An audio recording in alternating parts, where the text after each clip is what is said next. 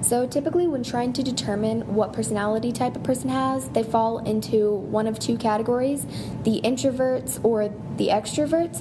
Introverts tend to like time by themselves and tend to recharge by being by themselves, where the extroverts are a lot more outgoing and social.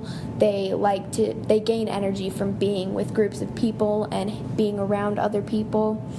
But for some people, they fall right into the middle of these two categories, and these people are referred to as ambiverts.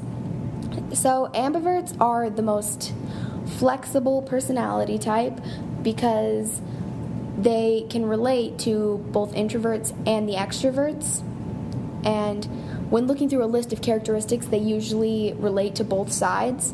So in a social situation, they know how to be the reserved person, or they know how to be the louder, more outgoing person.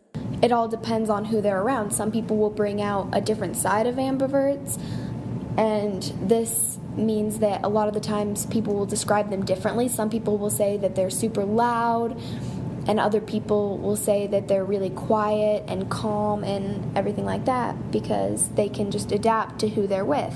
Ambiverts don't mind doing things by themselves, but sometimes it's fun to have just that company. And along that note, some days they want to go out and be with people, and other days they just want to stay in and just be by themselves, because they really enjoy both and they really need both.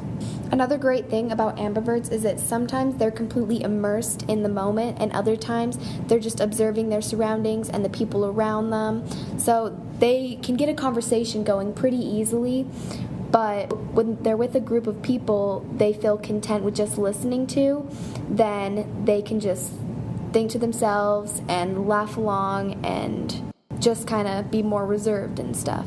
One other thing about ambiverts is spending too much time with others can be a little bit draining if you're with them for long periods of time, but spending a lot of time alone also can leave you feeling gloomy or unproductive, or just like you didn't really accomplish anything. So that's why they need a balance of going out and staying in. So finally, if there's tons of tests online and things to determine if you're an introvert, ambivert, or extrovert.